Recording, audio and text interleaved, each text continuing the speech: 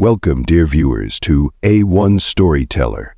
Tonight, we bring you a tale that will shake you to your core, a story of injustice, power, and the unexpected twist that will leave you breathless. Prepare yourselves for a journey into a world where the lines between right and wrong blur, and where the most unlikely hero emerges from the shadows.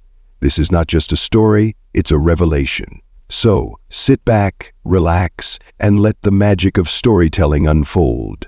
Tonight, racist police slap black woman unaware she is the most influential black woman in history. The sun was setting over the bustling city of New Haven, casting long shadows across the streets. The air was thick with the sounds of honking cars, distant chatter, and the occasional siren. On the corner of 5th and Main, a crowd had begun to gather. At the center of it all was a woman, tall, regal, and radiating an aura of quiet strength. Her name was Dr. Amara Johnson, though no one in the crowd knew it yet. Dr. Johnson had just stepped out of a town hall meeting where she had delivered a powerful speech on racial equality and social justice. Her words had moved the audience to tears, but now, as she stood face to face with two police officers, her message seemed to have fallen on deaf ears. "Man, we need you to move along," one of the officers barked, his hand resting on the butt of his gun. "I'm not causing any disturbance," Dr. Johnson replied calmly, her voice steady despite the tension in the air. "I have every right to be here." The second officer, a burly man with a sneer, stepped forward. "Listen, lady, we don't have time for this. Either you move, or we'll move you." Before Dr. Johnson could respond, the officer raised his hand and slapped her across the face. The sound echoed through the street, and the crowd gasped in unison. Dr. Johnson staggered back, her hand instinctively rising to her cheek. But she didn't cry out. She didn't scream. Instead, she straightened her shoulders, her eyes blazing with a fire that could not be extinguished. "You have no idea who you're dealing with," she said, her voice low but filled with authority. The officers laughed, oblivious to the storm that was about to descend upon them. As the officers began to cuff Dr. Johnson, a young man in the crowd pulled out his phone and started recording. Within minutes, the video had gone viral. People across the city, and soon the country, were outraged. But it wasn't just the slap that had everyone talking. It was the identity of the woman who had been assaulted. Dr. Amara Johnson was no ordinary woman. She was a renowned historian, author, and activist who had spent her life fighting for civil rights. Her books had inspired millions, and her speeches had sparked movements. She was a mentor to world leaders, a confidant to celebrities, and a beacon of hope for those who had been marginalized and oppressed. But perhaps most importantly, Dr. Johnson was the great-granddaughter of Harriet Tubman, the legendary abolitionist who had led countless slaves to freedom via the Underground Railroad. Dr. Johnson had spent her life honoring her ancestors' legacy, and now, as she stood in handcuffs, that legacy was being tested. The video of the incident spread like wildfire. News outlets picked up the story, and social media was ablaze with hashtags like "Justice for Amara" and "Black Lives Matter." Protests erupted in cities across the country, with people demanding accountability for the officers involved. Meanwhile, Dr. Johnson was released from custody, but she refused to stay silent. She held a press conference the next day, flanked by some of the most powerful figures in the country, politicians, activists, and celebrities who had been inspired by her work.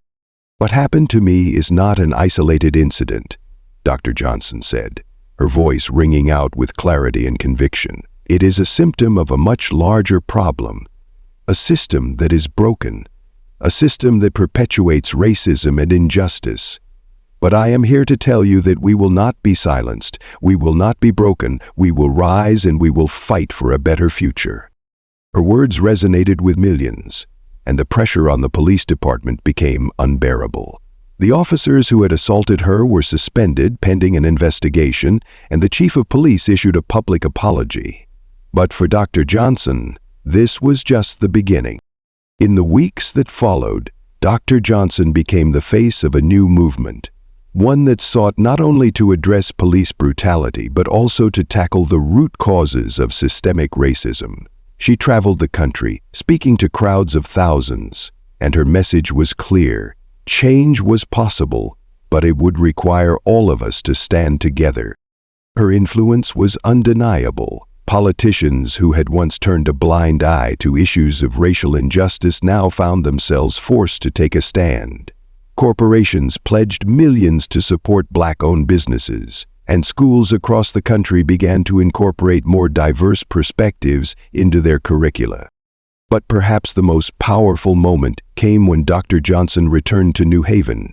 She stood on the same corner where she had been assaulted, but this time she was surrounded by a sea of supporters. The two officers who had slapped her were there too, but they were no longer in uniform. They had been fired, and now they stood before her, heads bowed in shame. "I forgive you," Dr. Johnson said, her voice steady but filled with emotion. "But forgiveness does not mean that we forget. It does not mean that we stop fighting. It means that we choose love over hate and that we work together to build a world where this never happens again." The crowd erupted into cheers, and in that moment, it was clear that Dr. Amara Johnson was not just a woman. She was a force of nature. Years passed, and the world changed in ways that once seemed impossible. Police reform became a reality, and communities that had once been divided began to come together. Dr. Johnson's work continued to inspire, and her legacy grew with each passing day.